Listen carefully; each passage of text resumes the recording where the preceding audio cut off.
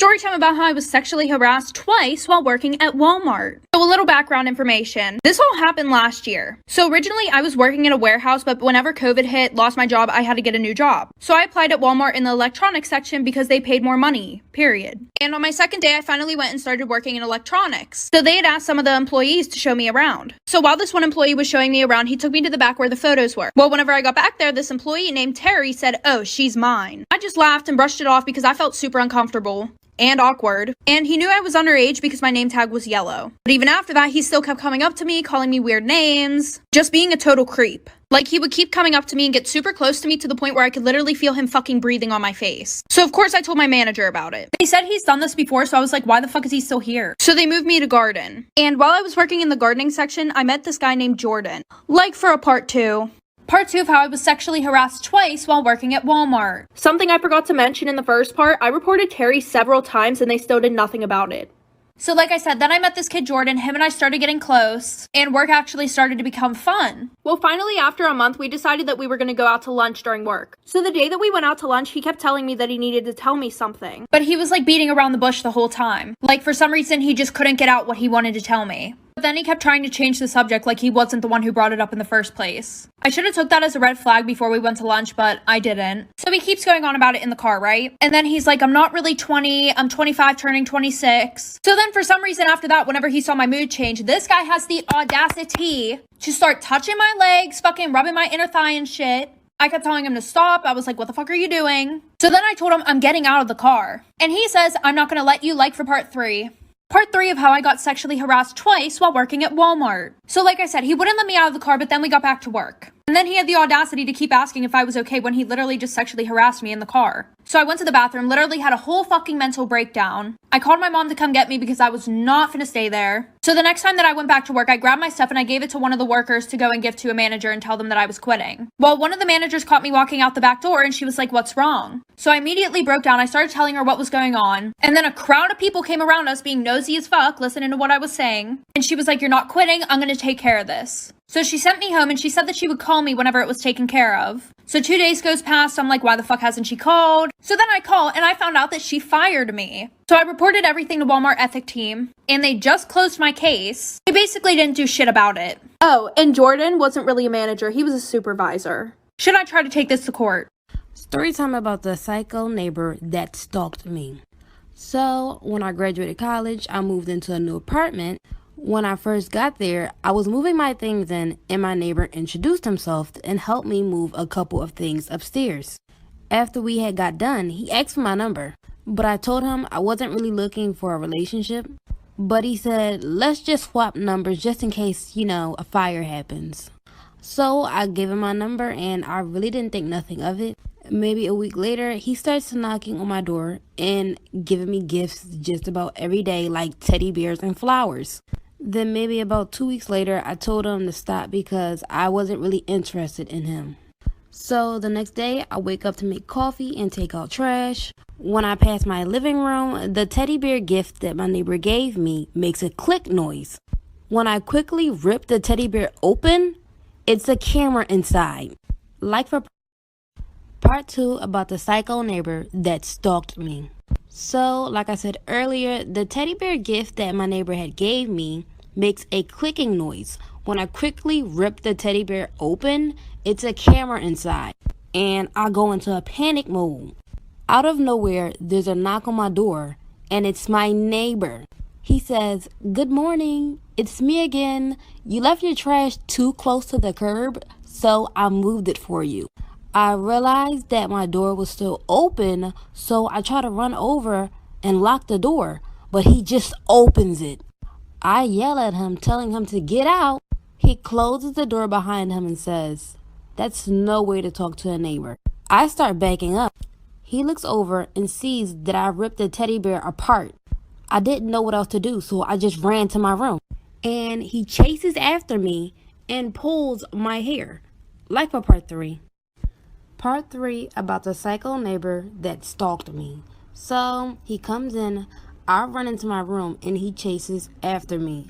Before I could get up, he pulls onto my hair and starts dragging me towards the kitchen. I saw the coffee that I had made earlier, and I was able to pick it up and throw the hot coffee in his face. He started screaming loud, and I took that chance to run into my room and lock the door. I immediately started calling the police, and from there, it sounded like he ran out of my apartment. When the cops came, they're doing an investigation, and all the gifts that he gave me all had cameras in them. And when I told them about my neighbor, they did some digging, and come to find out, that man wasn't even my neighbor. He didn't even live at the apartment complex. Just found out I leaked my own nudes. Story time. So about a month ago, my manager came over and she took me to the side and she was like, I don't want to alarm you, but I've dealt with it. There was a man threatening to leak indecent images of you if you don't send him more. Huh? She said, yeah. He has pictures of your job, please. Excuse me, I have the chest of a 12-year-old boy. There is nothing to capture. It's just bone. I don't take pictures of that. Ever. Like, I'd understand if I had double D's, but baby, I've got minus A's. So I said, thank you for dealing with a cheeky bit of blackmail in my business email, but he's lying. Let's move forward. So I forgot about it. And then today, I'm uploading a YouTube video, and I haven't checked my channel in ages. What do I see when I check it? Ads limited due to nudity on one of my vlogs. Which vlog is it, you might ask? I'll vlog getting my nips pierced. I need to take a class on how to blur correctly. My itty bitty titty committee is on the internet. If you're about to check, please subscribe. And also, I'm sorry in advance. If yours are small, it might make you feel better. This girl was catfishing people with my pictures, and her own sister was the one that actually told me about this. She had a Facebook of me with a lot of pictures for 3 years. I tried to report it, but they didn't remove the page. Later on, I get a DM from this guy. He told me that he fell in love with the catfish, and he was just venting to me. He said that they would always text and call each other. He even said that she would talk on the phone with his mom. He told me that she had an Instagram and a Snapchat acting like it was me. And I asked him, I know this is very personal, but did she ever send you anything inappropriate or nudes through Snapchat or through these apps? Tell me why. He says yes. He went back on his Snapchat and he was able to find those pictures. Her face was not showing, but her body was. And it's crazy because her body shape was exactly like mine. I was so creeped out. My catfish wouldn't only send pictures of my selfies, but she would also send pictures of nudes. Thankfully, it wasn't actually me. That would be very creepy. But this girl would send pictures of someone that looked like me with the same body shape as me. As far as I know, she would send these pictures through Snapchat. And tell me why I searched up the username and this Bitmoji literally looked like me. Like the emoji that we could create, it looked like me. Like, how is this possible? And the guy that fell in love with her actually sent me a picture of how she looks like. And let me tell you, that girl does not look like me at all. I had contacted the fake page and I told her to stop or else I would expose her pictures. And she didn't care. She still did it. So I exposed her on my personal page and I showed everybody how she looked like. So when I was a sophomore in high school, I had this teacher who would only let the students in her class use the restroom one time per semester. Well, one day I raised my hand and I was like, excuse me, I don't remember her name. Can I please use the restroom? And she was like, no, you can't because you've already used the restroom in my class this semester. Well, excuse me, you can't dictate my bladder. So I'm like all frustrated and I started secretly texting my mom because I wasn't allowed to use my phone in class. And I was like, Mom, I'm sitting in class right now. My teacher won't let me use the restroom. And she was like, I'll take care of it for you. And I was like, okay. So like 5 minutes goes by and all of a sudden my teacher's phone starts ringing and she walks up to it and answers it and she's like, hello? Yeah. Okay, thank you. And then she walks up to me like so angry and she like slams the pass on my desk and she was like, since you have to go that bad. And I was like, yeah, I really do. Thanks. And I got up and left. I didn't even have to go to the bathroom. It was just the principle of it. I just roamed the halls.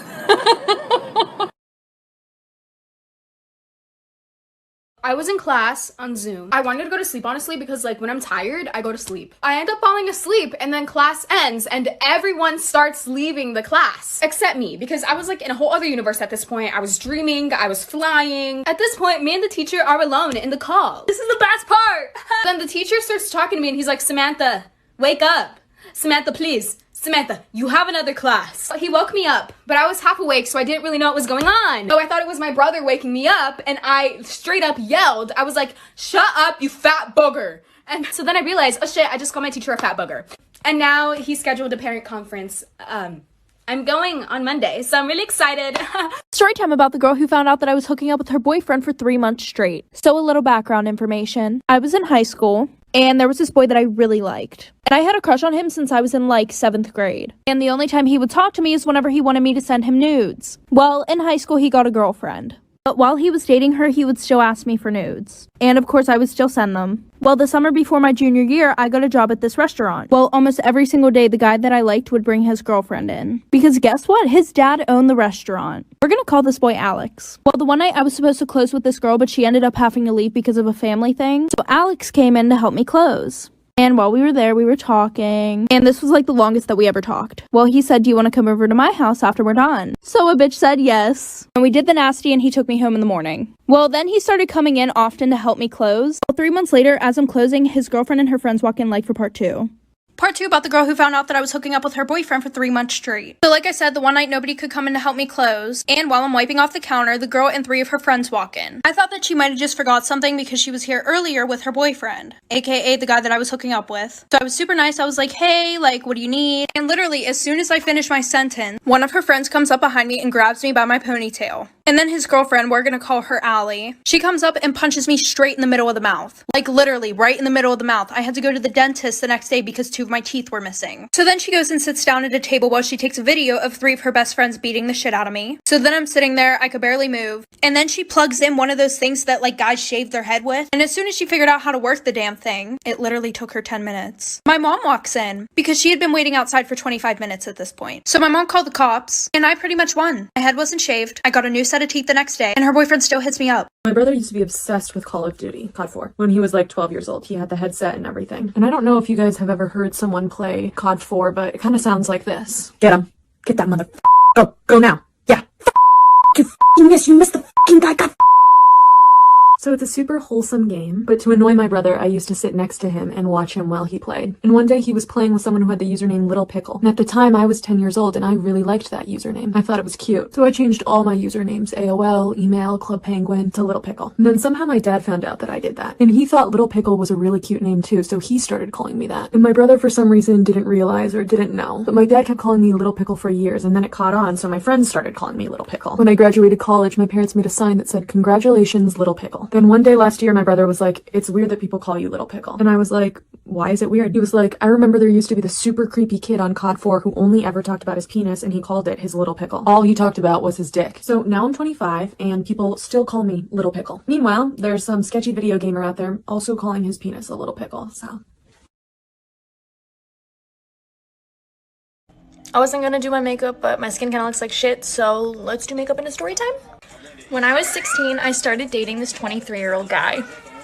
I normally dated older guys, and my parents knew about him and weren't concerned, so I wasn't really concerned about the whole predator thing. Eventually, I moved into his house with him, and everything was great. I was so happy.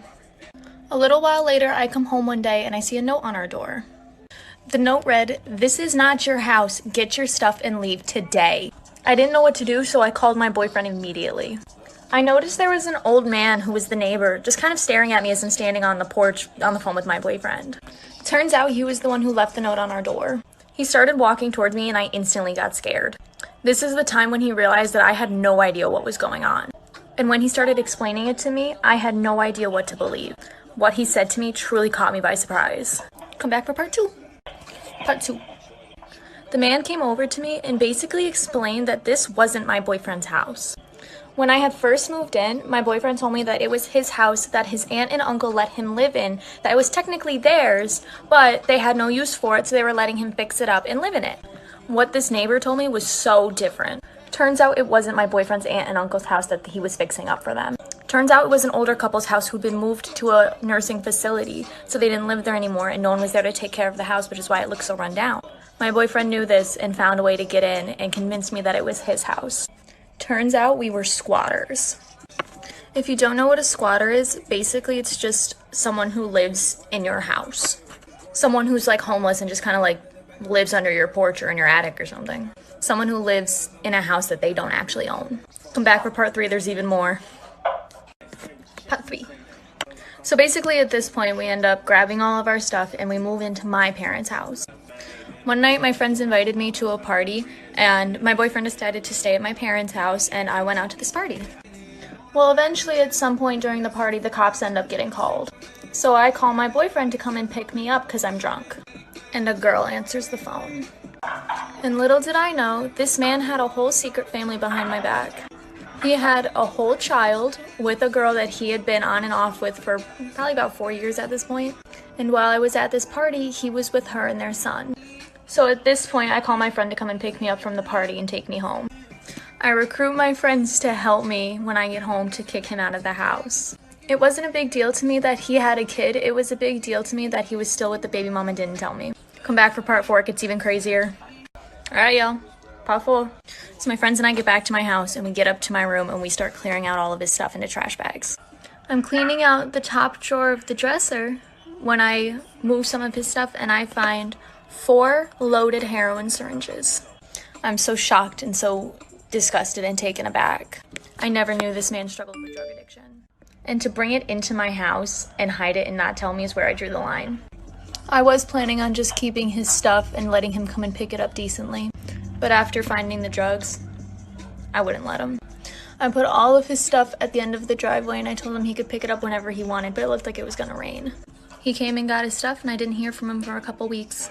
But after him and his baby mom fell apart, he hit me up again. And me being the dumb 16-year-old, I went back. One more part, I swear, and then we're done. Part 5. So I end up taking him back like an idiot. And he asked me to come over to a friend's house where he's staying. So I go over and I notice immediately something's off. Turns out, he's high. And this was the first and only time he's ever hit me. I wanted to leave because I was scared and I was uncomfortable. I didn't know what he was gonna do when he was under the influence, but he didn't want me to leave. He said he was in the midst of like a panic attack or something and he needed me to ground him. We got in a huge disagreement and that's when he did it. This is what I left with. Some more minor details went down after that, but I haven't talked to him since. Please understand that if you're 16 years old and a guy who's in his mid-20s is interested in you, it's not because you're mature. It's because he's either a pedophile or he knows he can manipulate you and use you. Be safe and be kind. Know your worth. This story time is how I caught my uncle filling on my cousin, in other terms, his daughter. So when I was 11, my cousin was throwing a party, then afterwards a sleepover. By the way, we're calling her Adrian, and she was turning 13. So the day of the party, me and my other sister were dropped off by my dad, and we were dropped off very early, maybe 5 hours before the party, and that's because he had to go to work and my uncle didn't mind taking us all together to the party. Plus, we got to help them set up for the party. When we arrived, we went to Adrian's room and she got her hair done. It looked so good. When we were talking to her, she just seemed so sad. And you know, when you're younger, you can tell when things are off. She seemed bratty and she would say that she hated her mom and her dad. To me, I'm like, why? She has the perfect life. Fast forward, she throws the party, and when it's all over, we go back to her house for the slumber party. We ate snacks, played games, watched movies till we fell asleep. I'm a light sleeper, and when everyone was asleep, my uncle came in the living room, tapped on Adrian's shoulder, and told her she gotta go to sleep in her bed tonight. Let me know if I should.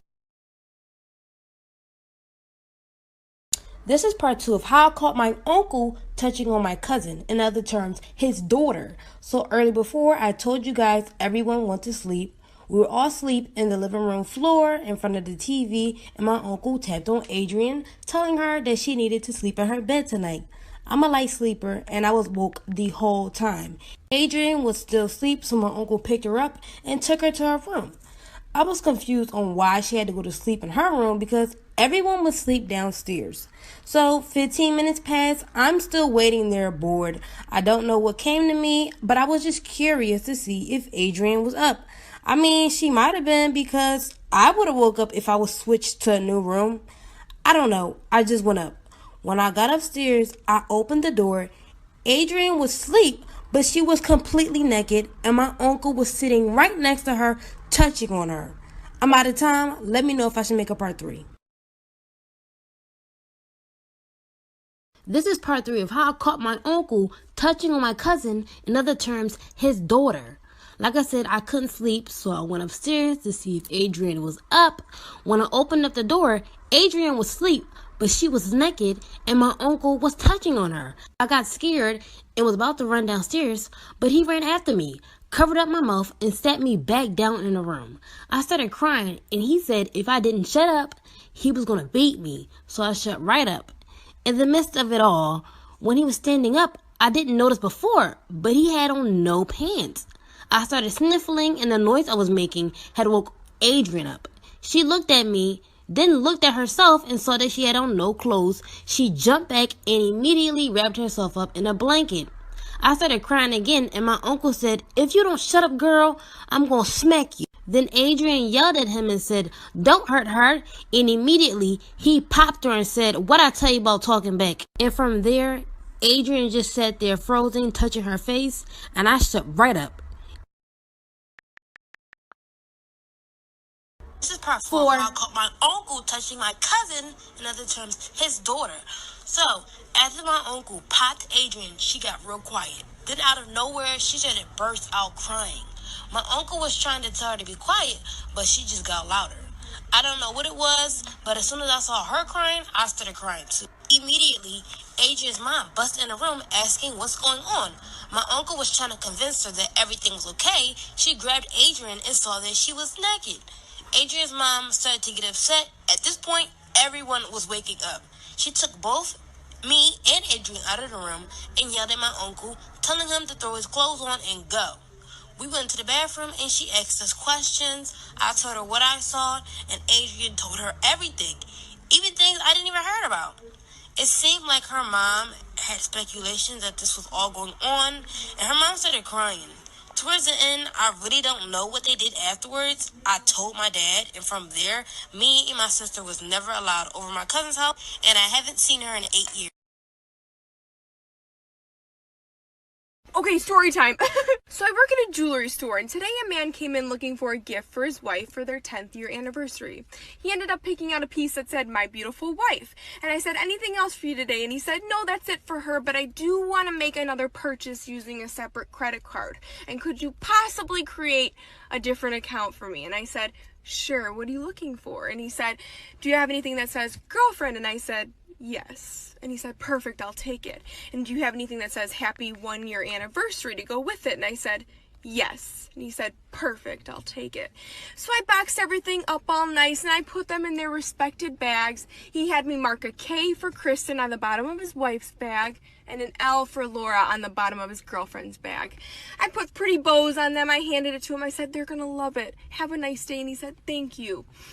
And shit, I just remembered that his wife's name is Laura and his girlfriend's name is Kristen.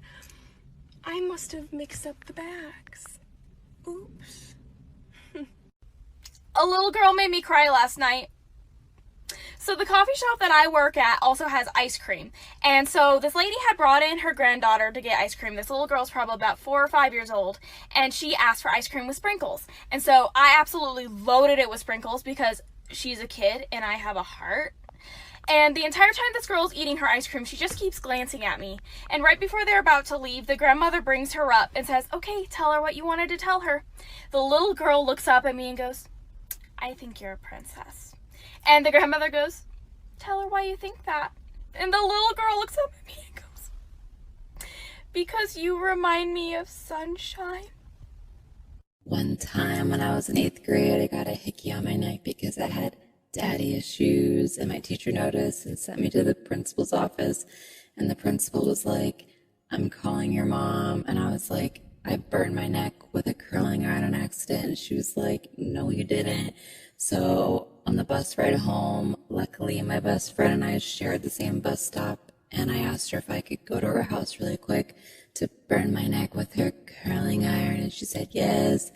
So when I walked into the house, my mom was literally ready to beat my ass, and I was like, "Mom, look, it's just a curling iron burn." And she was like, "Wait, yeah, that's clearly just a curling iron burn." And she got so mad, and she called the principal, and she demanded that she apologize to me. And the principal had to apologize to me, and to this day, my mom still doesn't know. This is one of the biggest lies I ever told to get myself out of trouble.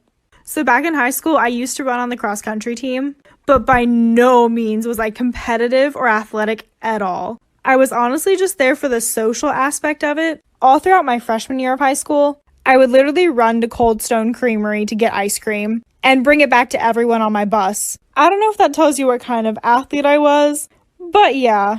Somehow I still didn't get caught for doing this stuff, and by later in high school, my friends and I decided to pretty much never go. I mean, we would show up to practice, but we would wait until everyone was ahead of us and then turn the opposite direction and sprint to Starbucks. We literally did this almost every single day. And then we would call cute boys from other schools to come meet us over there. We would literally get coffee with them, go shopping, and then once we saw the team getting close again, we would just run back to school and pretend like we did the workout. Until one day, I was called down to the principals. They said it had to do with my cross-country attendance. Follow Share and I'll tell you what happened next. So for starters, hopefully this makeup suits you a little bit better than the Tide Pod look did. But I'd also like to say that I've never gotten caught for anything before. At least like not school-wise. But I guess somewhere in this, the coaches started to take attendance mid-run. Sneaky. So I obviously had some absences. However, it was just me and one other girl that was called down to the office. So when I went in to talk to her, the only thing that could come to my mind to explain the absences was that I had an injury and I wasn't included in the workouts, so I just left and the coaches must have forgotten. And she bought it. However, rip my friend. They actually had camera footage of her leaving, so it wasn't like there was anything I could do to get her out of it. She got 3 days of detention, I believe, and I just went back the next day like nothing was wrong. But I ended up getting into a lot more trouble that I didn't actually get caught for, and that'll be next. Also, if you like these contacts, they're from TTDI. I got an adorable package in today, and you can use code MINICOOPERLIZ for 10% off. Follow for more story times. Whenever somebody asks me how I got so good at makeup, I just tell them about the time that my mom put me in solitary confinement for 2.5 months with no phone, radio, TV, computer, nothing like that. I couldn't even eat dinner with my family. They put cameras outside my room so that I couldn't leave without them knowing. I had to call on the intercom to ask to use the bathroom. But my mom gave me a curling iron, a straightener, and a crap ton of makeup to keep myself busy. And then she told everybody she knew that I tried to kill myself, and that's why she had to put me in solitary confinement. So when I went back to school that fall, I had a lot of explaining to do to my friends about why I had been missing for the last 2.5 months with no contact. But at least I came out kinda hot. I wish I was making this up. Story time! So yesterday my friends and I all went to the fair and there were 6 of us in total. And none of us wanted to have to worry about driving there and parking, so we just Ubered instead. So we left the fair around 11:15 and we walked to a nearby shopping center where the Uber picked us up about 10 minutes late. We ended up leaving at 11:30. We get in the Uber, the man says hello, and we head home the normal way. Everything's fine. And my parents don't like when I Uber, so they were tracking me on Life 360 from the moment I got in the car. After about 10 minutes in, I get a text from my mom, and it said, "Where are you?" I look up from my phone and I realize I have no idea where we are, and Ubers know their directions, they know how to take you home. We were 20 minutes out of the way. So I'm terrified. My mom's texting me nonstop, literally about to call the police. I'm gonna run out of time, but posting part 2 today. Okay, back to the Uber story. Our parents are freaking out, we're texting each other in our group chat so he doesn't hear us. Also, while this was all happening, he wasn't talking to us, but he had an earbud in, and he was talking to someone on the phone really quietly. It was super creepy. My mom starts calling me again, and he hears the ring. And one of my friends pulled up on her phone the directions to get home, which he also heard, so he knew that we thought something was off. After a little while longer, we finally know where we are, so we feel a little bit better. We were getting really close to the turn that goes into my friend's neighborhood, and we were thinking, if he doesn't make this turn, we're screwed. Thank goodness he makes a turn and we're back at my friend's house. But the scary thing is what if he was planning something, but since our phones were ringing and we had the GPS up, that he changed his mind? Because we were not going home. I still can't stop thinking about it. This is the one time Life 360 has come in handy. We're all safe now. Do you ever look at your husband and think, wow, this hunk of burning love must have a death wish? The other day, my husband pulled in the garage very close to his 1967 Volkswagen Beetle. So I opened my door very slowly and rested it up against his car. My husband, he screams, babe, why are you slamming into my car? He freaks out and checks for damage and says, you really need to be more careful of your surroundings. If I did that, I'd be mortified. I stomp upstairs to pout by myself because his car is totally fine. After about 30 minutes, he doesn't come to apologize, which makes me even more mad. I find him in the garage trying to fix the garage door opener. He looks at me and says, bro, you mad? Out of nowhere, the garage door starts slamming down our car. I freak out my husband. He says, babe, that was me. I accidentally pressed the button. We stare at each other for what seems like forever. And finally I say, hello. You need to be more careful of your surroundings. If I did that, I'd be mortified. Karma's a bitch. This is why you always say yes to tandoori chicken. In 2012, a high school tutor and her student stayed up so late one night studying that by the time they were done, the buses had stopped running. Without another way home, the student asked if he could stay the night at her place. Reluctantly, she agreed. When they got back to the apartment, she fell asleep on her bed and he fell asleep on a blanket next to her bed on the ground. A few hours later, she wakes up to the boy standing awkwardly in the middle of the room with a very strange look on his face. She asks him, what's wrong? He looks at her and says, I'm really hungry. Let's go get some tandoori chicken. Confused, she says, it's 2 a.m. Just get a snack in the cupboard. And he grabs her by the arm and he says, no, we are getting tandoori chicken right now. And he yanks her from the bed. Feeling totally caught off guard by this whole situation, she goes into the hall with the boy, and as soon as the door shuts behind them, she can tell that he is terrified. He looks at her and just says, I'm not actually hungry. When I woke up, there was someone under your bed. It's Christmas time, story time about the time that I slept during my family's Christmas party. So this was when I was in elementary school. I woke up extra early for some reason. People started arriving and we did all the normal stuff like eating. And then after, like the people in my age group and like the young adults were all talking about basketball and I was bored. I was high-key trying to hide that I was falling asleep. It was then time for the dance floor.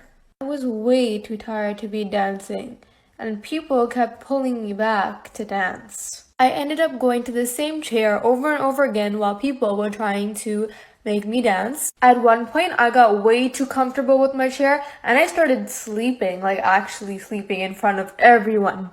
Anyways, I'm pretty sure I just went to bed after that because I was way too tired.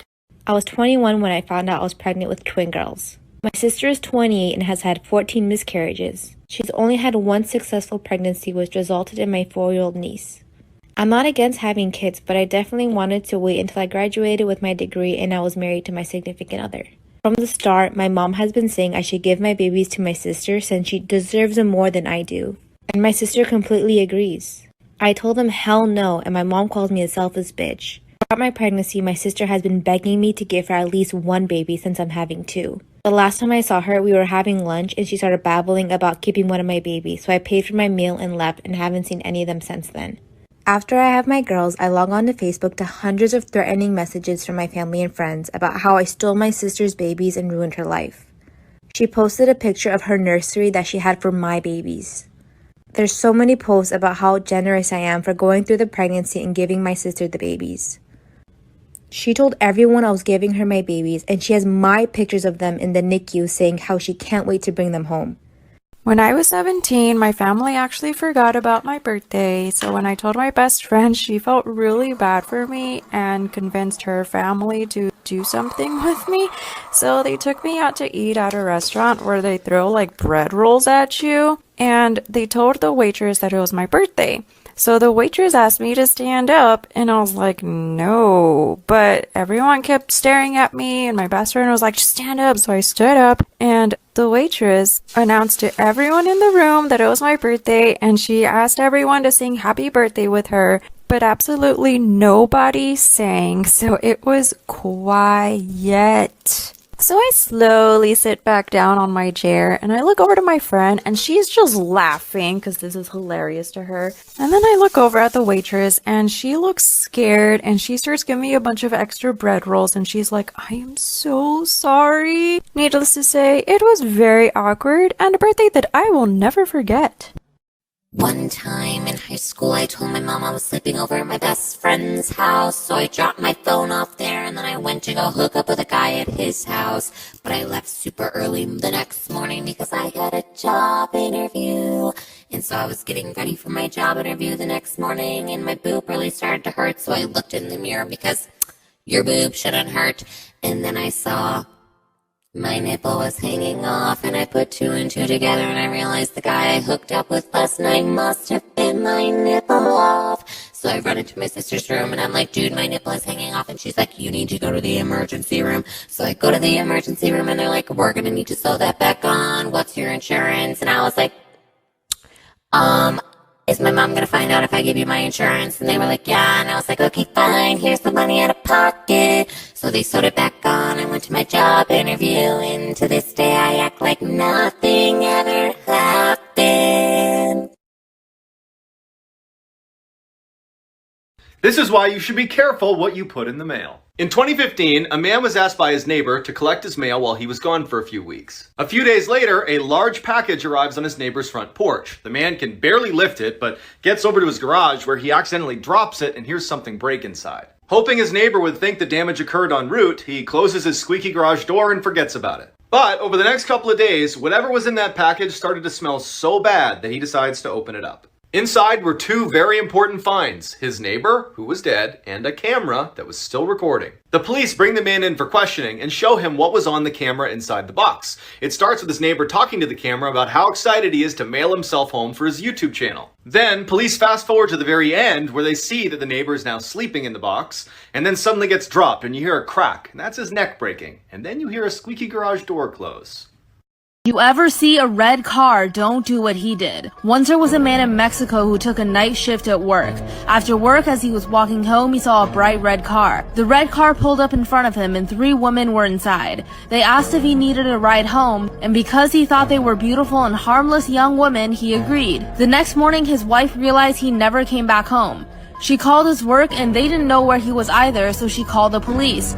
The police then went to his workplace, which is where he was last seen, and began searching. A few miles away, they found his body. It was lying on the side of the road with strange symbols carved all over. The 3 women in the red car turned out to be witches who traveled the road looking for men, usually those who wander the streets late at night. When they found these men, they would entice them to get into their car with them, promise him they could fulfill all of his dreams, then begin their dark occult ritual where he would be sacrificed to the devil. But the most disturbing part of the story is that the bright red car that these witches were driving were painted from the blood of all of their victims.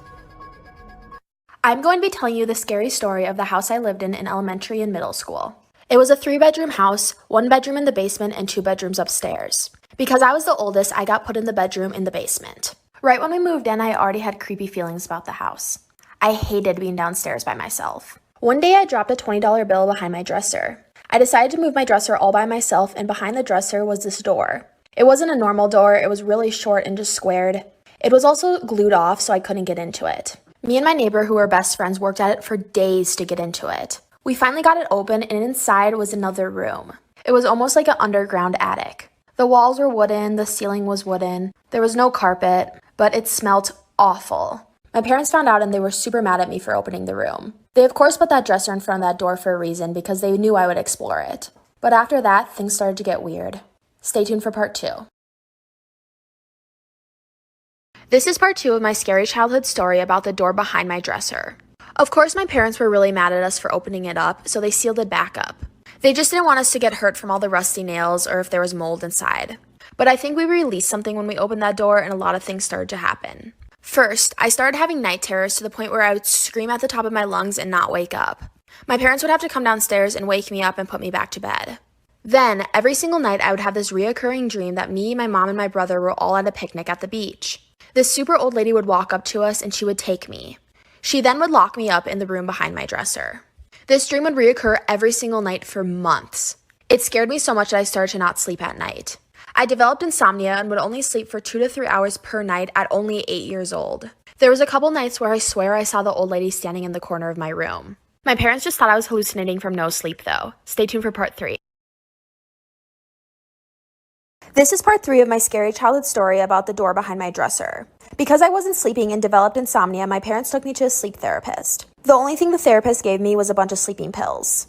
Even though the sleeping pills worked, it made my dreams so much worse. I even started walking in my sleep. I would wake up all the time not in my bed. My covers would be all the way across the room like someone had dragged them over there. One night, one of my best friends slept over and we heard knocking coming from the door behind my dresser. That night when we went to bed, she started speaking really creepy gibberish in her sleep. I had to go get my mom to wake her up. I woke up a couple nights feeling like I was suffocating, and when I swung out of bed, I saw a silhouette of an old lady. My cat even started to sit there and meow and hiss at random things in the corners of the room. But there was nothing ever there. It got so bad to the point where I moved up into my brother's room. If any of you have listened to all 3 parts and are experts on spirits, please message me on Instagram and tell me what you think I released that night when I opened the door. So, this is why you should always get STD checked. Back in 2017, I met this girl, and for the purpose of the story, we're just going to refer to her as Ava. Ava and I had a very rocky friendship, to say the least. She immediately showed very toxic behavior, but I didn't know just how toxic she could get until this one night. I was sitting there hanging out with her at a little get-together when it was brought to my attention that she had been sleeping with my boyfriend. I sat down with her absolutely furious and told her that I knew she was sleeping with him. She denied it over and over and over again until I told her that I had proof of it. Once she was aware of this, she told me that she just did this to piss me off. And so that's when I decided to confront my boyfriend and let him know that I knew. And he did not deny it at all. Realizing that I didn't want to take the mature route, I decided to get revenge immediately. Ava's boyfriend and I had a thing before him and Ava, so I decided to call him up. After I explained to him the entire situation about his girlfriend cheating on him too, he was down to hook up. I went to his house that night and we linked. I thought justice had been served, but the next day I walked into my house and I was completely robbed and I found a bump on me. Stay tuned and follow my Insta. Storytime part 2 about how me, my best friend, my boyfriend, and her boyfriend all got herpes. After I walked back into my house and immediately noticed that I had been robbed, I knew who had done it. My dad can be extremely bad at locking the door, so Ava had literally opened the door, walked into my house, breaking in, and took my bongs and my weed. I was absolutely furious, and later that day I literally found a bump on me, like down on my lady purse. I waited 3 days thinking it was just no big deal, but then I decided to go to a doctor. So I went in and the doctor was asking me questions and figuring out my sexual history. He asked to take a look at it and said he would call me in a few days with the test results. Well, I got a call a few days later saying that I'd come back positive with herpes. So I called up Ava and I was like, hey, you have herpes, right? So she had also given it to my boyfriend as well. So all 4 of us had herpes. I was like, I hope you all like living with a permanent STD. Today, literally none of us talk, and we aren't in the same relationships either. So don't be friends with toxic people and stay protected. If you guys have a story time you'd like to share, follow me and DM it to me on Instagram. Story time about how my boyfriend was plotting to kill me. So this was around my senior year in high school. Me and my friend Jessica were out at this restaurant, and we ran into this really cute dude. My friend Jessica was like, girl, you should go over there and talk to him. Now, I usually didn't do this, but for this one, I made an exception. So I went over and asked his name. He told me his name was Mike. He was so charming, and we exchanged numbers instantly. Now, we only exchanged numbers after talking for about 10 minutes. Once I got cool vibes from him, it was a wrap. Once I went back to my friend Jessica, I was so excited that I actually got his number, and we started to text immediately. So I went home and we were texting, and I was telling him about the school that I went to and just basic conversation. We texted all day into the night. So the next day he took me on a date and we went to this really nice restaurant. So that next Monday came around, I ran into Jessica and was telling her how much fun we had. That Monday at school, I ran into Jessica and she looked so disturbed, like for part 2. This is part 2 about how my boyfriend was plotting to kill me. So like I said in part 1, I ran into Jessica that Monday at school and she looked so disturbed for some reason. I was like, hey girl, we had so much fun on our date. What's wrong? She was like, girl, Mike is here. I don't know why she looked so disturbed. I was excited to find out he was going to our school. But once I told her how happy I was about it, she was happy for me. So to fast forward the story, Mike and I started dating, and we're dating for about a month now. So out of nowhere, Mike started acting really weird and telling me how he was a dry texter all of a sudden. And how he wouldn't text me, he would only talk to me if I saw him in person. I just assumed he wanted to hang out more, so I started going to his house more. I started spending the night at his house more often, and we started going to school together. But I definitely noticed something was off when I would go to sleep. Anytime I woke up in the middle of the night to check my phone or to go use the restroom, I would notice he was just up staring at me in the bed. This gets crazy, like for part 3. Part 3 about how my boyfriend was plotting to kill me. So like I said in part 2, I noticed stuff was kind of weird. Every time I woke up to check my phone, he was always up in the bed just staring at me. So one morning, I set my alarm 30 minutes earlier than I usually do so I can get up for school earlier.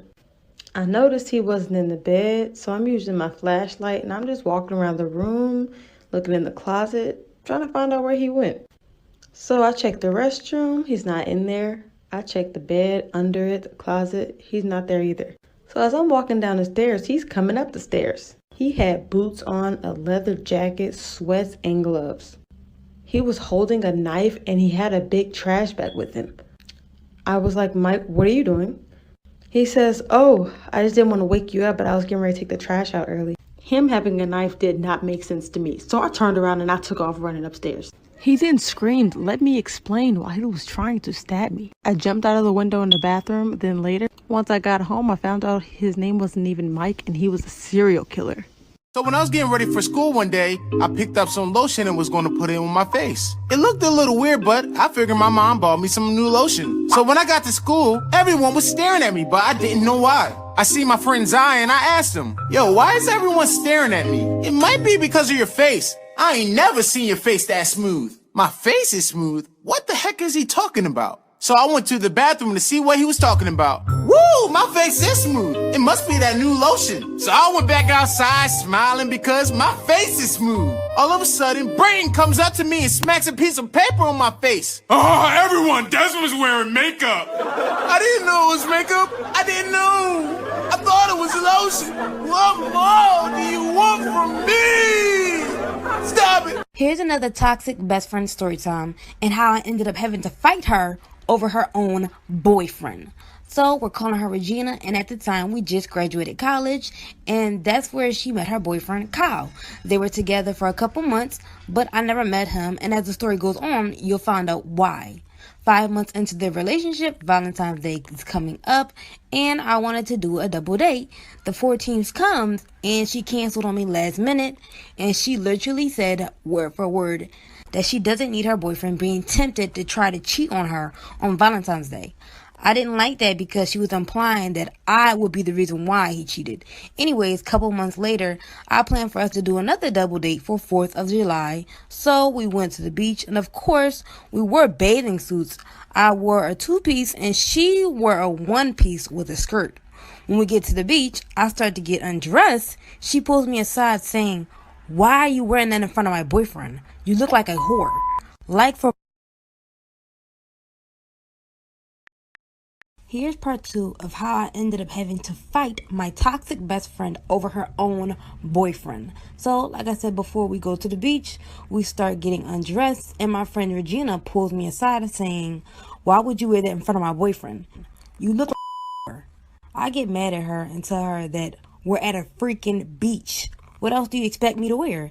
She starts talking about how I'm always trying to show off in front of guys that she brings around. And I tell her, my date is here also. Why would I do that in front of him or you? She tells me that I'm thirsty and that I'm looking for attention. I laugh because I'm like, she gotta be joking. Then out of nowhere, she takes my towel, throws it at me very hard as though she wanted to hurt me and says, put your clothes back on, you. And guys, I crazy on this girl. Just know that at the end of the fight, she had a mouthful of sand in her mouth. And of course, the guys pulled us apart. She ended up packing all her things to go with her boyfriend, and I stayed at the beach and chilled all day. So when I turned 13, I had a birthday party. It's no big deal. I mean, I was just blossoming, turning into a woman. And so I remember my mom was like, no one's allowed in the rooms. Everyone needs to be outside. If you see anyone inside, you need to tell me. I was like, oh my God, Booma, you don't need to pop off. I get it, Booma, come on. I remember I saw 3 adults walk out of my room. I didn't tell my mom, but let me tell you why. Because I was like, maybe they're designing a gift for me. So the end of the day came, no surprise present came. I'm not mad at you, mad because I'm happy. So we started cleaning up, and then we went to go clean my room in case. Oh, the best part is coming! There was a voodoo doll under my bed. It looked exactly like me. I remember there was one needle on its left eye, another needle on its heart, and it was laying on like a ratchet green leaf. And then next to it, there was a note that said, this is all gonna be mine in cursive. So then my mom started doing research on this. After we found the voodoo doll, my mom did some research and we found out that someone was basically trying to do evil to me and harm me. I appreciate you counting me in. I personally, I don't want to be voodooed, but thank you. Thankfully though, we had some cameras in the house, so we were about to see who was behind this. This is the best part. We checked the cameras, and the 3 people that I saw walk out of my room, they were strangers. My parents didn't invite them, they didn't know them. So what my dad did was he screenshotted the footage and then he posted it on Facebook and he was like, does anyone know who this is? So we ended up finding them, contacting them, whatever. And we found out they work for this company that does witch stuff.